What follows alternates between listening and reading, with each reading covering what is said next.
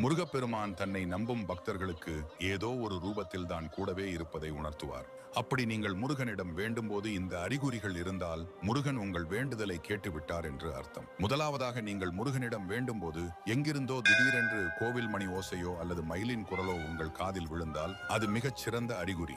இரண்டாவதாக, முருகனின் சிலையிலோ அல்லது படத்திலோ நீங்கள் வைத்த பூக்கள் திடீரென உங்கள் முன்பாக கீழே விழுவது, குறிப்பாக வேண்டுதல் முடிக்கும் நேரத்தில் நீங்கள் நினைத்த காரியம் தடையின்றி நடக்கும். மூன்றாவதாக, உங்கள் கனவில் முருகனின் வேல், மயில் அல்லது ஒரு சிறுவன் தோன்றி உங்களுக்கு ஏதாவது ஒரு பொருளை கொடுப்பது போல கண்டால் உங்கள் கர்ம வினைகள் நீங்கிவிட்டது என்று பொருள். அப்படி இதுல ஏதாவது ஒரு அறிகுறி உங்களுக்கு தெரிந்தால் உங்கள் குறைகளை முருகன் செவிமடுத்து கேட்டுவிட்டார். இந்த 3 அறிகுறிகளில் ஏதாவது ஒன்றை நீங்கள் உணர்ந்திருக்கிறீர்களா? உங்கள் அனுபவத்தை கமெண்ட்ல சொல்லுங்கள்.